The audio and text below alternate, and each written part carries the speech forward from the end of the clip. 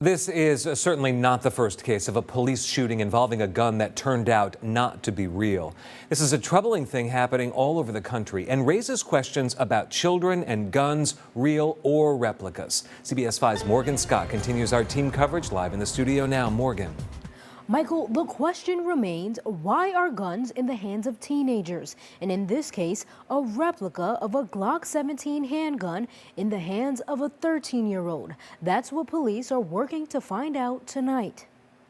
When Utica police first stopped 13-year-old Nyah Mway and his friend Friday night, they asked to search the teens. I just pat you down and make sure you got no weapons on you. Nyah Mway immediately ran, likely because police say he had this replica of a Glock 17 handgun. Officers assumed the pellet gun was real, since it had no orange tip or anything else to indicate it may be a pellet, BB, or any airsoft gun. Everything in this facet of this weapon looked real. It had Glock markings. It had a workable slide, which means that if you manipulate the weapon, it moves back and forth as a real weapon. It had a detachable magazine, which looks like a real weapon. So to the naked eye, and even without extreme forensic evaluation, that weapon looked real in every single aspect. This is the ammunition for that pellet gun. I purchased it at a local Walmart and was only asked to tell the cashier my date of birth. Now, these metal pellets, although very small, are far from harmless. In fact, they have just enough power to injure and in some cases kill, especially children. We had a 15-year-old killed and a 17-year-old killed, both in the city of Utica in January. It's been going on ever since that we've been involved in taking multiple weapons off individuals under the age of 18. I cannot speak to why this individual felt he needed to carry a weapon on an evening.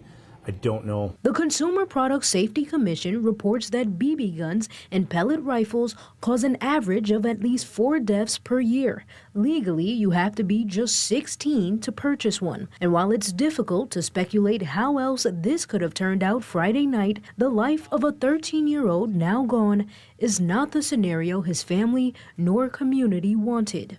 There is a simple law for a family court act that an individual in possession of a realistic looking gun, a BB gun, a pellet gun, or something like that, under the age of 16 is a simply family court offense.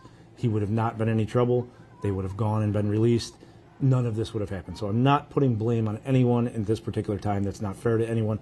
However, compliance with the police is always encouraged in every situation. Now, the family members of this 13-year-old are refugees from Myanmar. Utica police say they typically communicate with the city's refugee population to let them know who they are and how officers can be of help. But unfortunately, much of that work can be undone in just seconds, as we see in this case. Reporting in studio, I'm Morgan Scott.